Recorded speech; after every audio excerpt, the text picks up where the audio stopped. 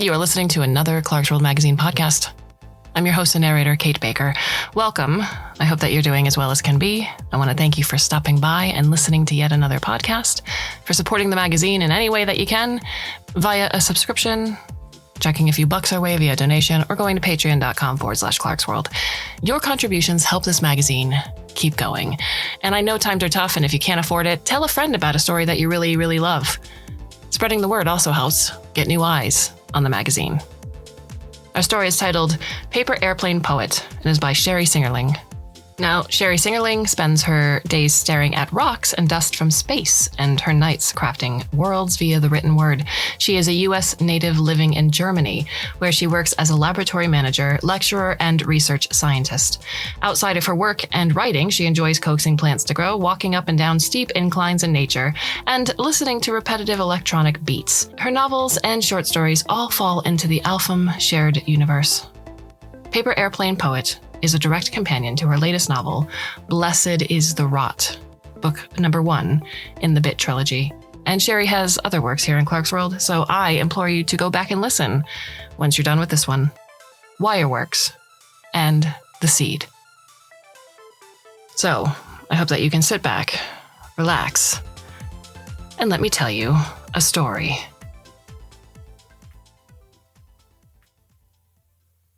Normally, Tilly didn't mind being the object of everyone's gaze. But today, the crowd loitering in the street wasn't drawn to her orange-red curls, or her height, or regalness. They weren't viewing her with lust or envy or simple admiration. Today, they were eyeing her with sympathy. Even without the surveyor standing guard at Tilly's door, any passers-by would know what those otherworldly screams coming from within meant. Affliction. Some hurried by while gawking over their shoulders. Others congregated in the narrow street, forming a semicircle around her door. Tilly stood there, head held high, eyes trained forward on the surveyor. He was young, barely a man, but already so grim.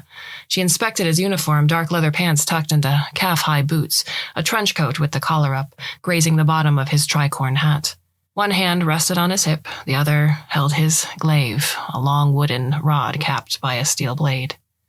Inside, another such polearm was currently shredding her father into innumerable pieces. He was afflicted, and the only fate for affliction was a mercy killing. The ghastly screams ripped through the thin wooden walls and warped window panes. The surveyor looked at Tilly stoically. To him and his kind, afflictions were a common sight. In the lower city alone, there was at least one mercy killing a week. With all the houses pressing against each other and the crowding barely alleviated by the choked cobblestone streets, it was a wonder there weren't more. Another set of screams issued from the house, more feminine than the last. Tilly's mother had chosen to stay by her husband's side, despite the danger. Tilly took one step forward. The surveyor held up his gloved hand. She slumped back, wishing she could be absorbed into the crowd, just be another nameless, faceless, low blood watching someone else's horror unfold. But this time, it was her horror, her nightmare. The screaming subsided into muffled gurgling, then ceased altogether. The door flung open, and another surveyor stepped out. Tilly felt like she had just stepped in front of a mirror. Hair the same fiery shade, eyes a similar hue of green, the height, the figure, all of it so achingly familiar. But the likeness ended there, for this woman was a surveyor, evidenced by her fine leather garb rather than the faded linen dress Tilly bore. And beyond that, her essence breathes high blood, her fine breeding apparent in the way she tossed her hand, raised her eyebrows, and craned her neck. She shared a few words with her male colleague, then raised her voice. "The daughter," she said before retreating inside. The male surveyor beckoned Tilly over with a wave. As she approached, he stepped aside and ushered her in, then shut the door behind. The chatter and bustle of the lower city midday streets hushed. Inside, the lighting was dim, the sun's rays neutered by the overcast skies and the grime coating the window panes. But Tilly didn't need sight to tell her of the carnage. She smelled it, that twinge of iron floating in the small room, intermingled with feces. She strayed beyond the ward, and a bit of distortion-laden viscera landed on her," the surveyor man said, pointing. Tilly followed his finger. There were the floorboards, soaked with blood and peppered with chunks of flesh, countless bloody fragments of her father. The only way to keep his non-Euclidean parts from overtaking him entirely. But beyond was a larger form, inert, lying on the floor. Curls of gray with remnants of orange-red, a faded striped dress, hands that had healed and helped and coddled Tilly all 21 years of her life. "We wanted to give you a chance to speak with her before we perform the mercy killing," he added. The look-alike stepped in and stood beside Tilly's mother. "I've constructed a ward around her. You can come as close as it, unless you wish to repeat her folly." Tilly moved to the woman's side, then gazed down at her mother. She was lying face up, her eyes staring at the ceiling, her breath faint and labored. "Ma?" Tilly said. The eyes strayed to hers. Recognition took. Her mother smiled and tears streamed down her cheeks. "So sorry, Till. I messed up. Got too close. I shouldn't have stayed. Should have been out there with you. I don't know. I didn't want your pa to be by himself at the end." Tilly went to reach for her mother's hand to console her, but the surveyor woman grabbed her wrist and held tight. "No closer than this," she said. "She's afflicted. We don't know where the distortion embedded itself." Looking at the streaks of gore that were her father decorating her home's floorboards and realizing that her mother would soon follow, her remains intermingled with his, Tilly wondered why she shouldn't join them to complete this twisted family portrait. The front door opened, flooding the room with light, making the unreality real. The comfort of darkness returned once the door shut. A new arrival stood in their midst, clad in a deacon's gray robes with a pale yellow sash. Incense floated in the air. Tilly stepped back from the ward, and the look-alike released her wrist. "You're late," the look-alike said. "The daughter requires your services." The deacon approached until he stood at Tilly's side. He smiled at her, his unstained teeth exposing him as high blood. Here today she had at least 2 of the upper class in her humble home, and all it had taken was for a distortion to undo her world. But that's what they did, the distortions. Blighting space-time, converting the holy symmetries of the Euclidean into perversions, forcing reality to mutate into a senseless facsimile of itself, the laws of physics and mathematics turned on their heads, the mind unable to comprehend. And when these distortions touched human flesh, affliction, that disease of corruption forcing itself onto the body and twisting it into a literal horror impossible to make sense of. Limbs doubled, tripled, gone where they'd been before, sprouting from new regions altogether. Mouth and teeth on palms, on throats, eyes everywhere blinking or lidless, staring with a manic intensity. None of these transformations static, the afflicted continuously metamorphosing. And while these physical perversions could be the fuel of nightmares when the affliction was far advanced, the worst of it was the unending torment that was existence for any who became afflicted. For the afflicted had been touched by the non-Euclidean, which meant they were no longer prey to the laws of reality, including time. They did not die, could not, in fact, save by the complete and total dismemberment that was a mercy killing. Tilly's mother groaned. "Whenever you're ready," the deacon said. These were Tilly's last moments with her mother, her last chance to share words, but Tilly's mouth was a desiccated husk, her mind a blank. What was there to say? Better to spare her of the pain and ease her suffering. "Set her free," Tilly said, her voice shaking. "We bring rot to the undying," the look-alike said to Tilly. Yes, for rot was blessed. Rot meant the non-Euclidean had been purged, and the afflicted could find peace in death. "Blessed is the rot," the deacon murmured. "The rot of the link, the rot of the body, the rot of the world." Tilly and the 2 surveyors joined in, all 4 of the room's unafflicted chanting the prayer in unison. The rot of the link is freedom. Freedom from the tyranny the others would thrust upon us. The rot of the body is comfort. Comfort in knowing we are free of affliction. The rot of the world is purity. Purity of space and time, saturated in the laws of the universe. Blessed is the rot, for it signals the Euclidean reigns. The prayer was complete, and a semblance of calm descended on the room. The deacon took Tilly's hand and led her away, out the front door, into the street, down the thoroughfare, around the corner, twists and turns. It was all a blur to Tilly, her world a series of still images, flashes of scenes interspersed with a blackness, nothingness, her mind trying and failing to grapple with what had happened. The cobblestone streets began to slope up. The sad hovels of sagging wood and crumbling brick shifted into grey limestone cut neat and clean. The buildings grew taller and statelier, numerous shining windows holding flower boxes on their sills, each brimming with curated selections of vibrant flora. Marigolds, poppies, pansies. They were in the upper city. Their trek ended at an iron bench in the park. It was early summer, not yet warm at midday, but still, the crisp air under the eaves of trees was a welcome relief to Tilly. So too were the scents. This was wholly unlike the lower city, and Tilly very much wanted to forget that place and what was currently happening there. A pang of guilt. Here she was alive, free of affliction, wandering the upper city with a high blood. "Have you ever been to this park?" the deacon asked. Her attention shifted away from her turmoil and settled on him. She was shocked by the sight, exposed now in broad daylight. Oh, the perfection. Dark eyes and hair, brown skin, young, eager, elegant. Another pang of guilt. How could she even think of beauty at a time like this? Tilly rested her hands on her lap, folding one over the other. She shook her head in response to his question about the park. "I don't think many in the lower city are aware of it," he added. "But you know it's here for everyone.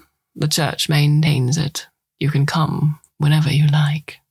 This deacon was unlike the other clergy folk she'd known in their dingy little chapels in the lower city, haranguing on and on about the importance of the rituals, the beauty of symmetry, and the divineness of the Euclidean. Tilly had never put much stock in it until today, when she'd seen the other side of holy. "The mercy killings. Will they free my parents from torment?" Tilly asked. "I know it doesn't seem like it, given the manner in which the mercy killings are made, but your parents will be at rest." Yet, there would be no true grave for either, the countless pieces of each spread out, buried in disparate locations, allocated for that very purpose, all to ensure neither was able to reaggregate. So they would truly find peace. That was the important point. Whether Tilly visited partial graves or not was insignificant compared to freeing them. "And my home? When can I go back?" The deacon frowned, then reached for Tilly's hand, still folded in her lap, but he stopped himself short. "You can't, I'm afraid. The surveyors need to check for more distortions, and if there are any, the house will have to be warded off." She'd known that in the back of her mind, but her thoughts persisted in being a jumbled mess. "Where do I go, then?" she asked. "Have you any family? Any friends?" Family? Her mother and father were all she had, and they were gone. Gone? A hollowness gripped her gut until she remembered that she wasn't wholly alone. Gemma would take her in, at least for a little while. But what of the long term? Maybe she could find more washing work. She would have to earn much more now that she would be on her own. On her own. That emptiness thudded in her abdomen, so potent, so heavy that this time she doubled over. "Oh, are you all right?" the deacon said. "This doesn't feel real." If she cried, would that help somehow? Is that why people did that when they were upset? But no tears came, just like the ache and a sudden restlessness running through her body like 1,000 ants marching in waves. "Do you have somewhere you could go?" the deacon asked. "I do." "I'll take you there," he said, rising from the bench. Tilly stood, brushed off her dress, and forced herself to straighten her back. He smiled at her. I only really noticed it now, he said. But actually, the resemblance is uncanny. To the surveyor woman? She asked. So you notice it too, despite everything? I seem to be noticing and not noticing, on and off, like my mind can't make up what it wants to think about. That's not unexpected. Traumatic moments have a tendency to do that. In fact, he stopped and frowned. I'm sorry. I'm not very good at this. Ask me to proofread a sermon or teach you a formula to use for a ritual, and I'll do so marvelously. But providing consolation, I'm the definition of useless. Then let's talk about anything else, Tilly suggested. Tell me about my look-alike. What's her name? Sophie Rosham. Lady Sophie Rosham. How much longer are you going to be here, huh? Jacob asked, chewing a piece of half-stale bread. A spray of crumbs came out with his question littering the wooden tabletop. Tilly gazed at the detritus. Jacob, Gemma shouted. She came around the hanging sheet that separated their bed from the main space. Gemma had put it up back when Tilly moved in with them over a month ago. It shielded eyes, to be sure, but allowed noises to pass right through. Tilly was already aware that she had overstayed her welcome, but in case she wasn't, Jacob was making it doubly clear in his way. You can stay as long as you need, Gemma said. She moved in strange arcs, bobbing and weaving and bouncing, all to appease a little bundle that would otherwise erupt into screams. Gemma and Jacob's son wasn't even 3 months old. Tilly was just another burden on their already taut nerves. But Tilly was on edge too, equal parts exhausted and anxious. From 2 hours before sunrise to an hour after sunset she worked. The laundering hadn't panned out, so she'd moved on to something else. She was now a seamstress working 12 hours a day, 6 days a week in a large dark warehouse, among nearly 30 other women. She'd been at it for just over 2 weeks, and already her eyes and fingers and back ached. She couldn't keep it up much longer. Actually, Tilly said, I heard of a place for rent. I'm going to look at it today. Good, Jacob said, tearing another piece from his bread and chewing slowly, mouth open and smacking with each bite, predacious eyes hungry for something else. This was yet another reason Tilly was eager to leave. His hostility she could weather, but his lusting? Oh, it was unbearable. So far, she'd managed to avoid being alone with him in the house, but her luck wasn't going to last. Jacob was strong, and she knew how that would end. Well, I'm off, Tilly said, rising from the table. Jacob's eyes followed her every movement. She gave Gemma a hug, the baby a kiss, then headed out the door. It was her one free day of the week. Outside it was sticky and hot. Tilly hurried down the street. As she navigated the thoroughfares, Tilly passed a home with a door boarded off and heavily warded. Her footfall slowed, then stilled.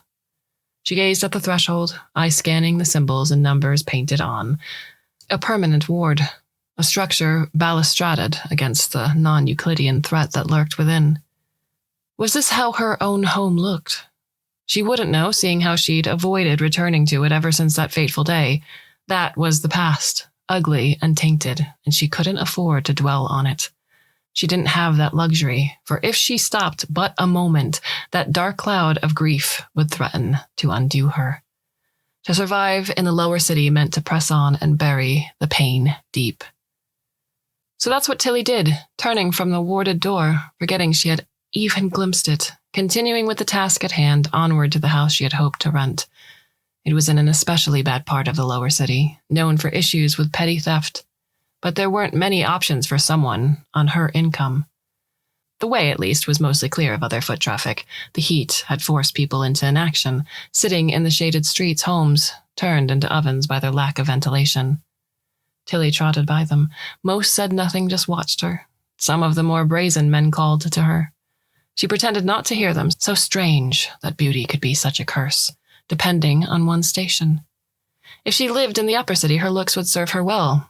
They would guarantee a good marriage, a bustling social circle, security and safety. Here, among the less fortunate, beautiful things were a liability.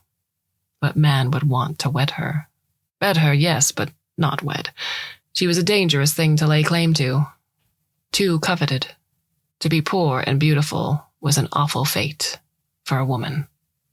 Tilly approached the door of the rental and knocked, the waterlogged wood of it depressing under her overworked knuckles. She waited a good 20 seconds for a response. When none came, she rapped again. Still, no one answered. Tilly had no choice but to wait on the front step in expectation of the landlord. The sun was high in the sky, so there was only one spot where she could manage to avoid its brutal rays. She sat in it. During the first half an hour of her vigil, she was pestered nearly 8 times. In these instances, Tilly did what she found worked best, refusing to make eye contact, staying silent, and for the most tenuous harassers, scratching herself and mumbling nonsense in hopes of putting them off. After the last in the series, she debated giving up on her watch, but then a bell tolled, fixing her to the spot. She fumbled in her dress, fingers grazing a notepad and graphite stick. She pulled them free and brought in her knees to use as a makeshift table. Tilly scribbled away, so did everyone else in eyesight. No matter what they had been doing, no matter how time-sensitive or urgent the task, the tolling of the bell and the ritual it signaled took precedence. Tilly touched her graphite stick to paper and set about invoking the harmony of the Euclidean. A circle as round and flawless as possible, a dot in the center, a straight horizontal line to the circle's edge labeled R. Then beside the geometric form, Tilly wrote out the sacred formula of the circle's area. A equals pi r squared, the same she'd been taught as a child by their chapel's priest. She repeated the drawing and formula over and over again, page after page. It was the daily ritual, undertaken by all civilians of the city, low and high blood alike, 3 times a day, every day. They all did their part in keeping the non-Euclidean at bay by reminding reality of its purest, truest form. So said the church. 10 minutes later, the bell tolled, once again signaling the end of the ritual. Tilly was preoccupied stowing her notepad and graphite stick when a man with a red face and fat nose and lips flopped down next to her. Without offering even a word, his hands reached and ran over her torso and breasts. Tilly pushed him away and jumped up, fists balled, breath coming hard and fast. "You see, this here is my property. You want to hide from the sun in it, you gotta pay the price." Tilly stormed away. Clearly, she wouldn't be renting from a man like that, but then that meant she was back to square one, still a burden to Gemma and prey for Jacob. She had to keep moving, both to combat her despair and to put some distance between her and that unpleasant encounter. She made her way through the winding streets, the very air growing hotter and stickier by the minute. The sun was overhead with shade even scarcer than before. She longed for rest, then noticed that she was near the most holy southeast bell tower, the same one that had only just signaled the rituals. Tilly ducked into the tower's interior, away from the unholy heat. Given that the usual attendant was absent, she helped herself to his wooden stool and sat in blissful solitude. Tilly laid her cheek against the cool stone of the tower wall and sighed in relief, then watched the heat undulate off the street. As she did so, a small white form drifted by, softly descending on the wind until it was eclipsed by the rooftops and chimneys of adjacent buildings. A paper airplane. Then another, and another. Tilly counted 10 before one dropped to the street just outside the tower. She rushed to retrieve it, her heart pounding, a smile spread wide across her face. She knew what it was. Everyone in the lower city did.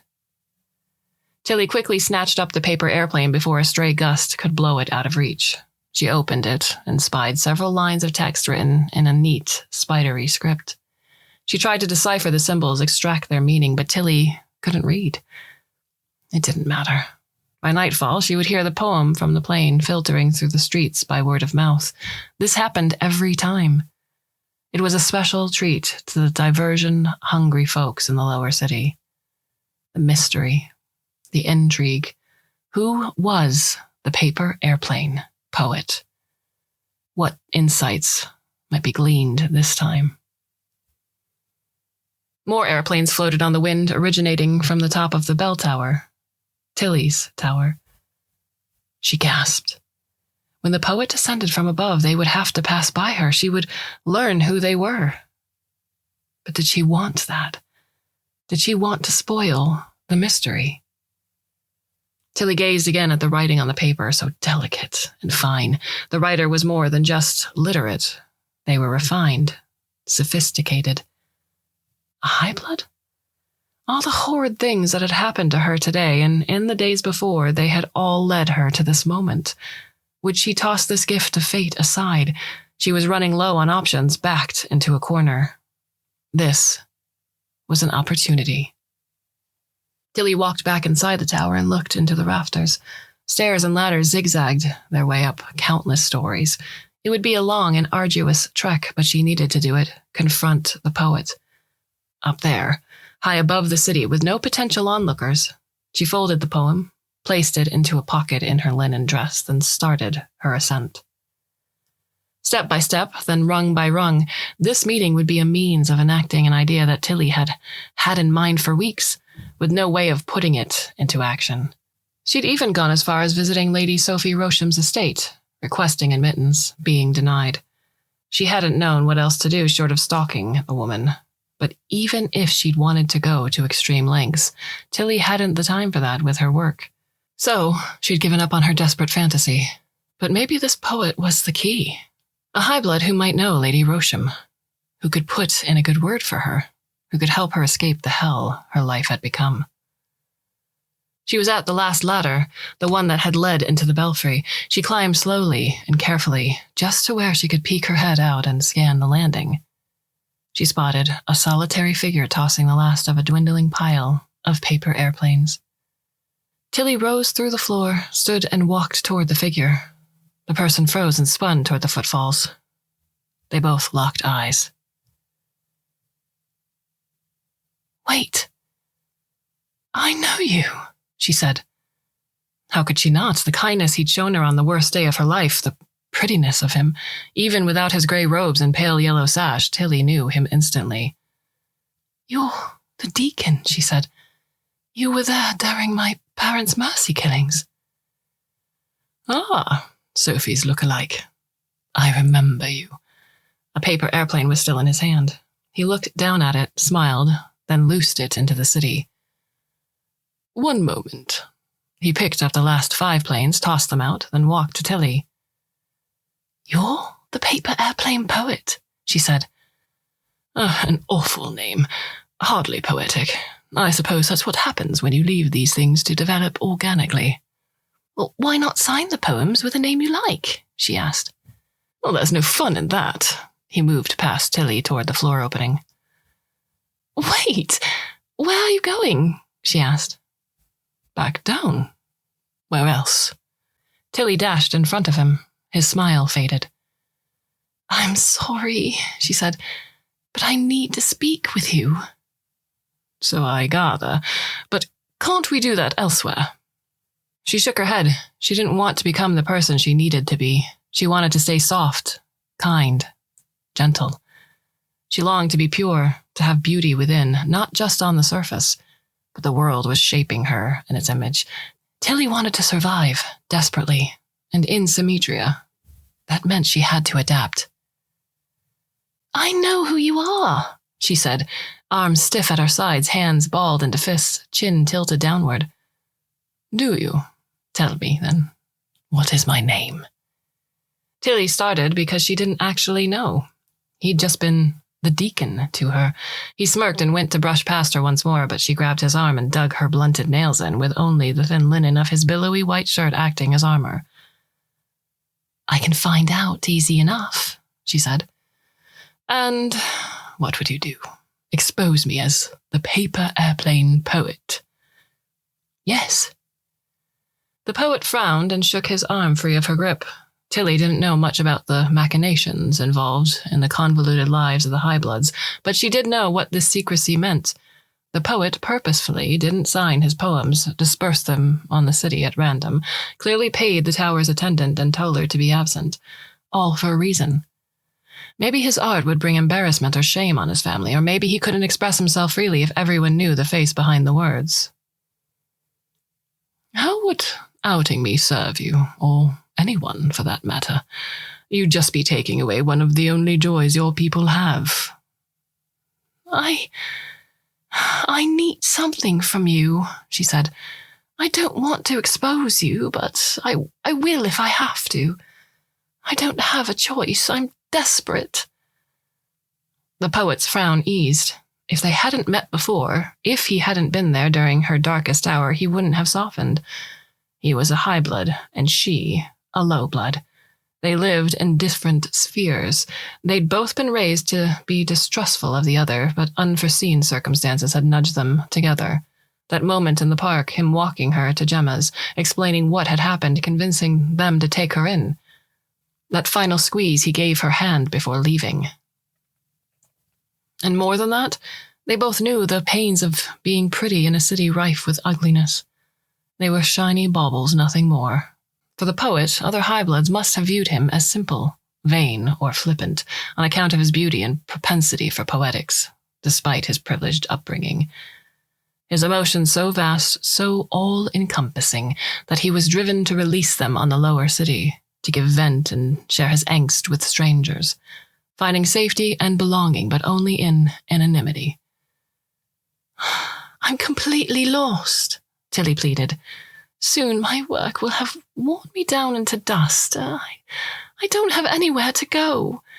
I've overstayed my welcome with my friend while her husband looks at me like meat. I'm not safe there anywhere. There's nowhere I won't be abused or worse, all because of how I look. I've even thought of mangling my face just to scare everyone away, but then I stumble on you, someone who could maybe help me use my face to my advantage instead." The poet stepped away from the opening of the floorboards and closer to Tilly. "I'm listening." "I look like Lady Sophie Rosham. This you said, yes?" The poet nodded. "Well, this might sound silly, but what if we could make use of our shared likenesses?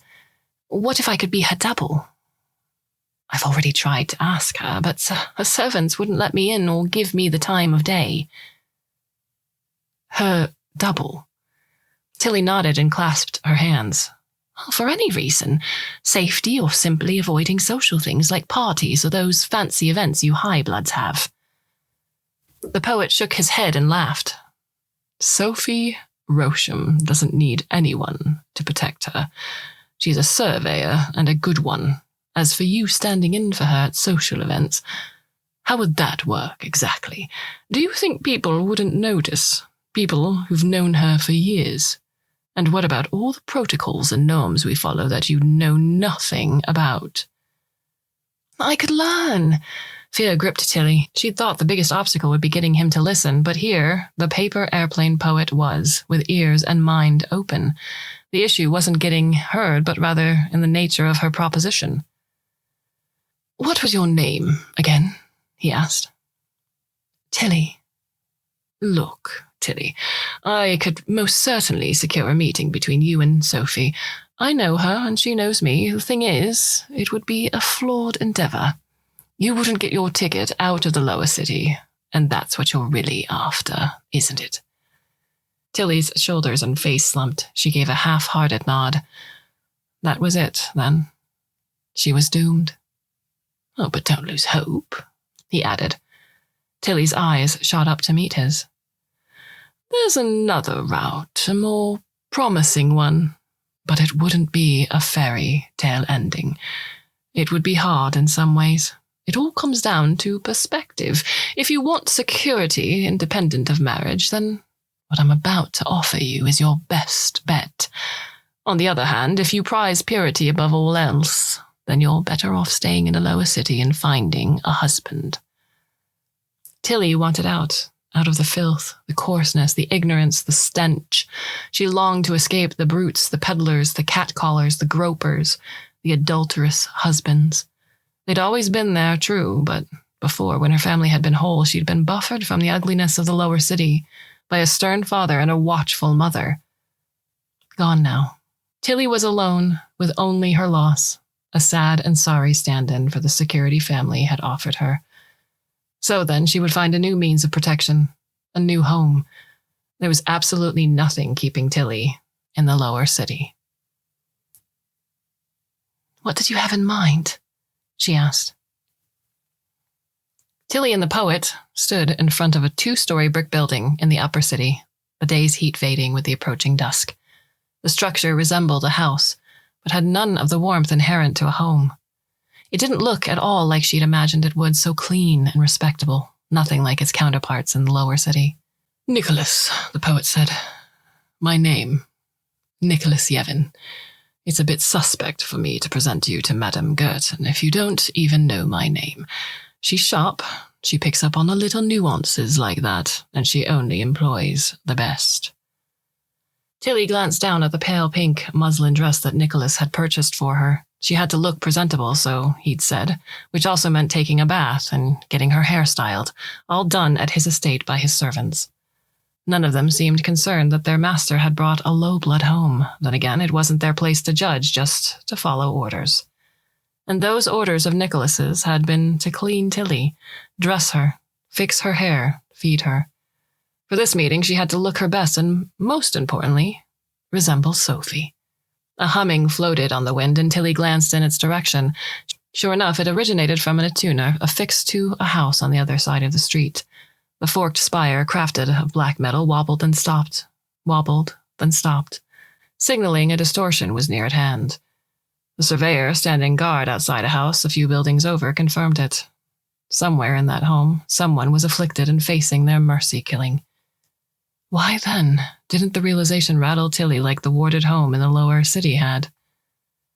"I saw the surveyor standing guard earlier before I ventured into the lower city," Nicholas said. "The mercy-killing must be taking a long time, then." "They usually do in the upper city. High-bloods like to think we can somehow weasel our way out of fate. But the distortions don't care about what we call ourselves or how lauded our names are. They don't discriminate." That much was true. The High-bloods most certainly weren't immune to this curse that blighted their city, but oh, how different the reaction was. No High-bloods crowding the home's entrance, eager to spy the horrors unfolding indoors. The right to privacy was respected here. And there were no cries of terror pealing through the too thin walls and windows, owing to the sturdier constructions that were the norm. The upper city may have been just as prone to the creep of the non-Euclidean, but the response to the horror was so clean and crisp. In the face of the hideousness of the corruption of space and time, the High-bloods maintained their decorum. Nicholas touched Tilly's arm. "Best not to dwell on it. Let the past lie. Focus on your future. Are you ready?" Of course, she wasn't. Everything had happened so fast. From the tower to his estate to this, a taste of refinement, all within a span of a handful of hours. But she hadn't agreed to anything yet. She was simply looking into her options. "I'm ready," she said. They walked to the door. Nicholas turned the brass handle and pushed. Inside was a large sitting room with numerous embroidered sofas and chaises bearing geometric patterns, thick burgundy curtains covering the walls, and life-size paintings of prominent high-blood men and women. But the place was still and silent, no patrons or employees to be seen. Of course, it was too early for that. This establishment only came alive deep in the night. "This place is warded," Nicholas said, gesturing at the walls. "If that fact factors into your decision." "I don't see it," Tilly said, moving closer to one of the walls and peering at it. Lines and spots geometric to be sure, but not the complex mathematics that were required in wards. Nicholas rapped his knuckles against the wall.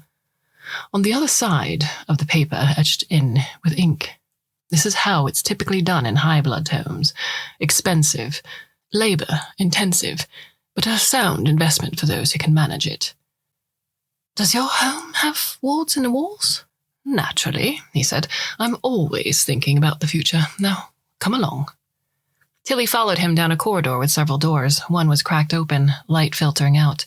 Nicholas tapped on it. "Enter," a voice said.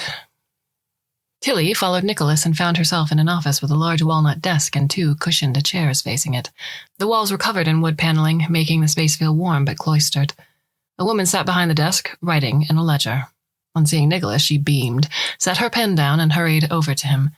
They did their high-blood greeting, hands to hearts, one at a time, then her eyes settled on Tilly. "I have a potential find for you," Nicholas said. "Can you guess which high-blood she could play?" "Why, Lady Sophie Rosham, of course," the woman said. She inspected Tilly, circling her. Tilly likewise inspected the woman, who had that thickness that comes with middle age. Her hair was a deep red, matching her lip shade. and was styled into a cluster of curls. "Oh, what a lovely likeness," the woman said. "What is your name, Dove?" "Tilly, ma'am." "This is Madame Girton," Nicholas said. "She owns the establishment." "Did Lord Yevon explain to you what we do here?" Madame Girton asked. Tilly nodded, to which the madam frowned. "Speak. We have a language for a reason. It sets us apart from the lesser beasts." Tilly winced, then forced herself to be stern. Hardening herself was the only way she would survive in a place like this. I don't know how to say it without sounding vulgar." "Then say it how you know," Madame Girton said. "I won't take offense. There are many misconceptions I have to dispel from your mind if you opt to work here. Better for me to hear them now." "People come here to join with others, the ones who work for you." Madame Girton glanced at Nicholas and raised her eyebrows. "That's what you told her?" Nicholas looked at Tilly and nodded. "Tell her the rest." "Your employees pretend to be certain high bloods, the one they look like. For me, that would be Lady Sophie Rosham." "Better, but not quite right," Madame Girton said. "People don't just come here to share a bed with my lords and ladies. They come for a chance to share an evening with them, talking, laughing, being merry, and yes, making love if they so desire. But it's not just that. This is not a brothel, understood? A small difference that keeps us from ruffling the wrong feathers. Well, that and the fact that many of our patrons have significant pull, powerful clergy folk amongst them." She smiled at Nicholas. "The point is, my people are skilled in many ways. They're trained to be indistinguishable from the high bloods they resemble." "Like an actor in a play," Tilly said.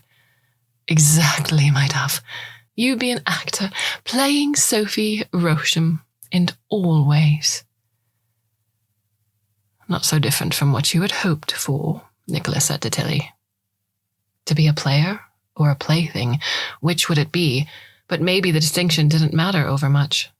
At a taste of refinement, Tilly would be in control. She would be someone respectful. Anything was better than living as a nobody destined to be gobbled up in the lower city. Still, she knew that if she took this leap, there could be no turning back. Once she worked for Madame Girton, no man would ever take her as a wife. It was a good thing Tilly had no interest in playing at matrimony. There is one thing," Tilly said before trailing off. "Yes?" Madame Girton asked. Tilly glanced at Nicholas. She was too bashful to say it in front of him, but she'd have to resolve this matter rather quickly if she had any hope of starting a life at this establishment. "I've not joined with a man." "Oh, well, aren't you a darling?" Madame Girton said. "That's not an issue, but we would need to rectify that prior to your starting. The first few times can be unpleasant. We'd want to get past all of that before you accept any clients. Perhaps Lord Yevon would be willing to assist. Better than one of my own here. Less complicated that way." Tilly's eyes shot to Nicholas, but his face was neutral. "In either case, you'd be fine, Dove," Madame Girton said. "All that remains is for us to talk about logistics, your pay, time off, working conditions, accommodations here. After that, you're free to make your decision." "I'll just be outside while you two discuss," Nicholas said. "That would be lovely, Lord Yevon. Just give us ladies a few minutes. Please help yourself to a drink while you wait."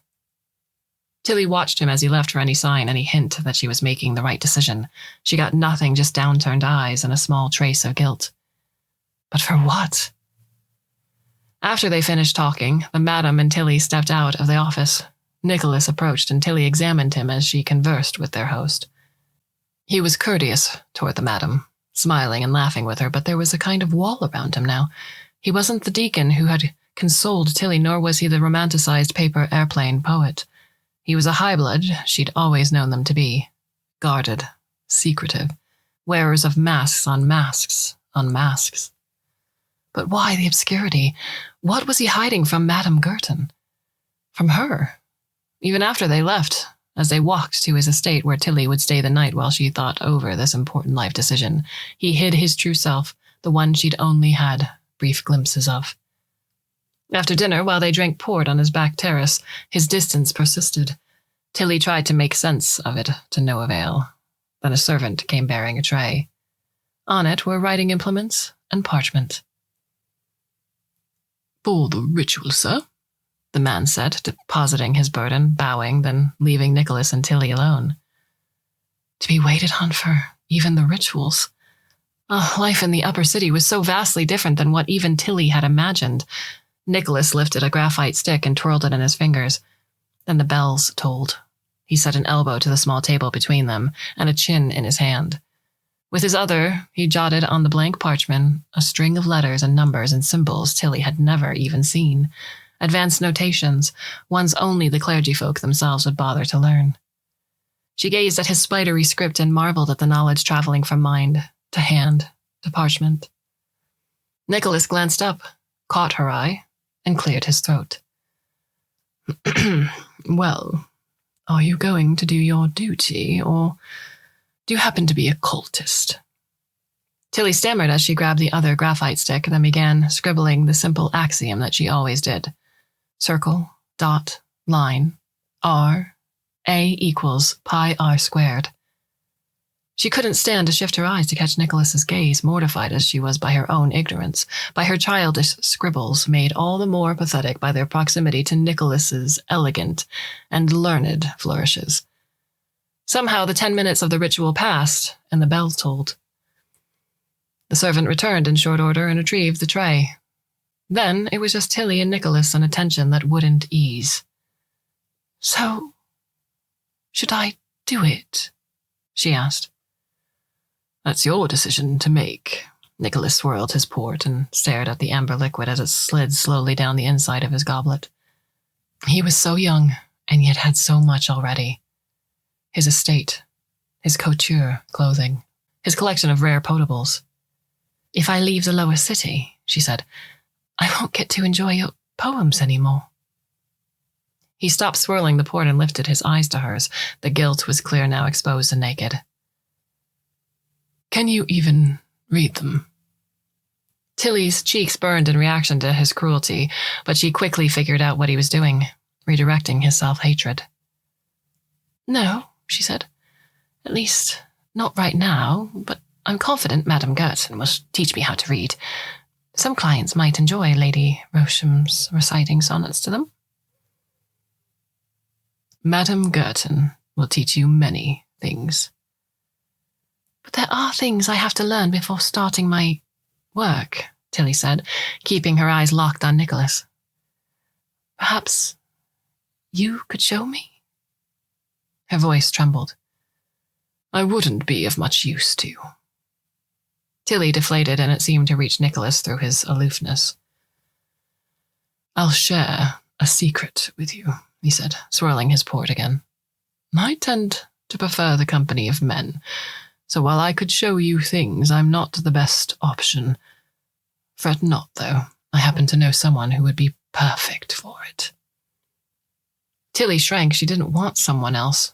All she craved was one night with someone she felt something for before she began spending nights with strangers. "I'd like it to be you," she said. "I find myself liking you."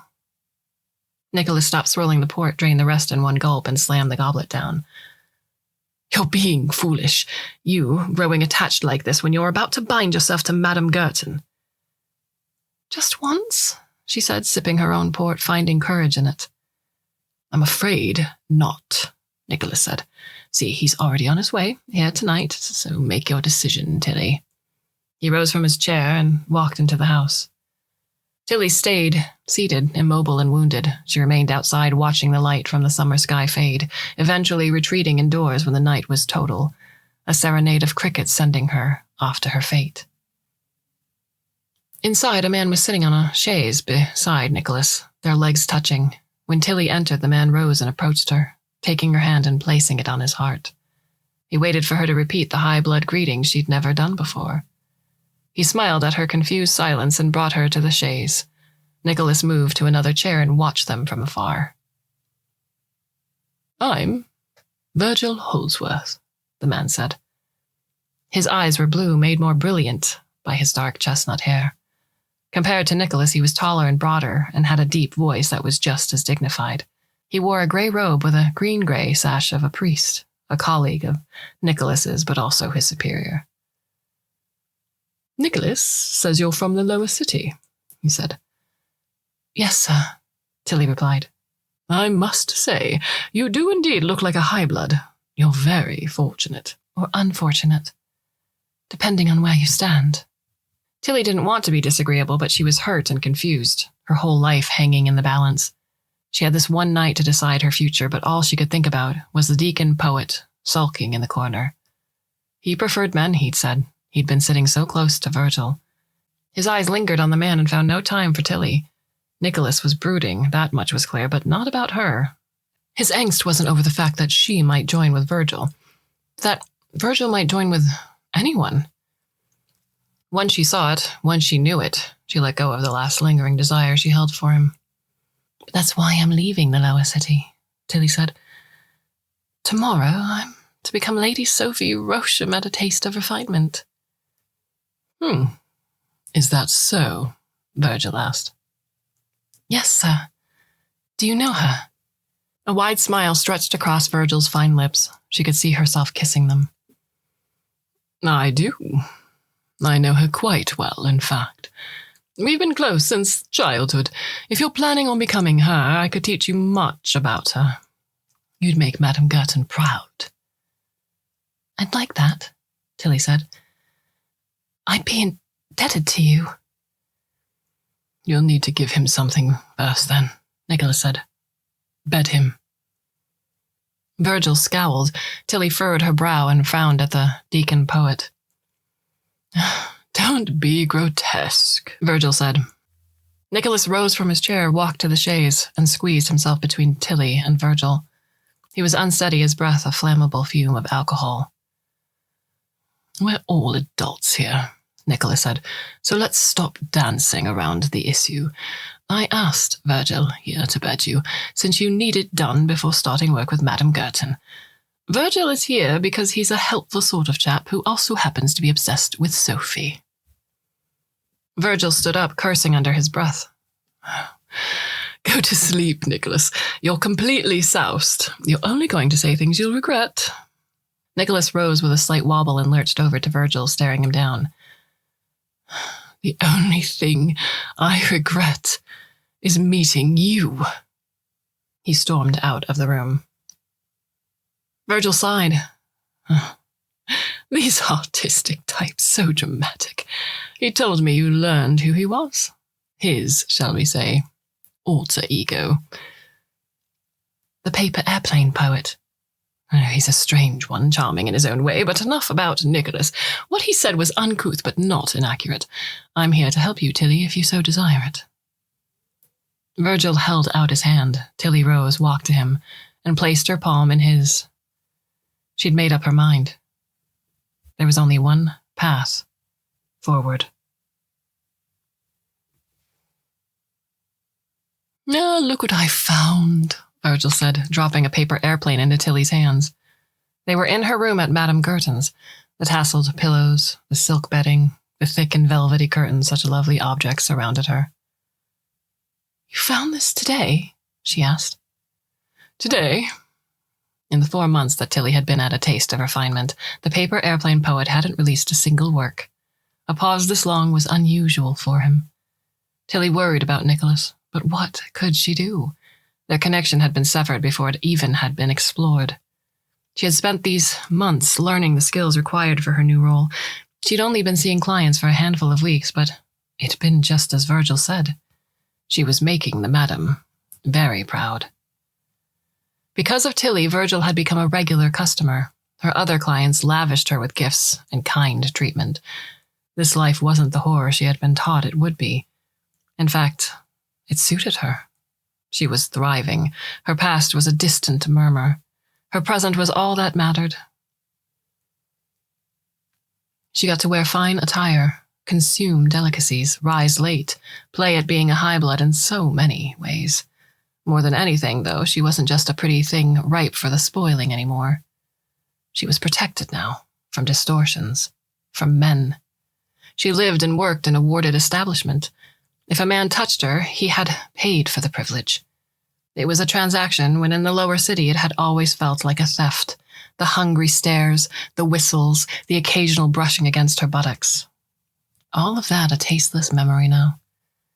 But there was one thing she still did reminisce about from time to time. Nicholas, and that guilt she sensed in him. Tilly unfolded the paper airplane, smoothed it, and tried to make sense of it. She was still learning, but Virgil helped her fill in the gaps as they read the poem together. A gift. From below you came to me, first with demands, then with pleading. My soft heart bled for the latter. You came to me with a silly plan, a flawed scheme, with doppelgangers and childish notions. You came to me knowing nothing of my world, one you so desired to join. I laid a path for you, one of challenge and chance. You consented. You came to me naive as a dreamer. You saw in me integrity, naught but a rusted poniard. This world corrodes. You came to me with fancies of love for a man so flawed. He did not stop it. In truth, dear double, I used you. You came to me to find a way free, a sentiment I shackled, down to a taste of refinement, and for this I pray. Please forgive me. You came to me, and I betrayed you. Tilly folded the paper and let it rest on her lap. The title of his poem, A Gift. Was she the gift? A gift to someone whom Nicholas truly cared for? It seems he feels somewhat sorry for having nudged you here, Virgil said. Yes, so it seems. 4 months and Nicholas's actions were still eating away at his soul, enough for him to put the pain to paper. He was asking for Tilly's forgiveness, but there was no need. There was nothing for her to forgive. How different their views were on the matter. For him to see her as shackled when she'd never felt freer, from covetous men, from the threat of the non-Euclidean. For the first time since losing her parents, Tilly was safe. Whatever Nicholas's reasons were for steering her here, it mattered little to Tilly. Her life, this one here, was the real gift. Tilly moved to her desk and laid the poem down. She dipped a pen into an inkwell and made a few markings on the paper. Would you mind returning this to him? She asked Virgil. Of course. What did you say? She leaned back, letting him see the small alteration she'd made to the last line.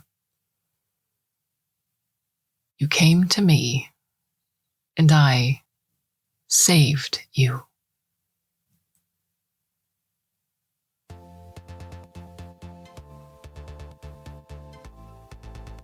What are your thoughts on the story? You can send an email. I'm Kate at Clarkesworldmagazine.com. We have a few more stories left for you for the month of May. I do hope you'll come back and listen, should you so choose. And until then, my dear listener, I bid you a very fond and hopefully very temporary farewell.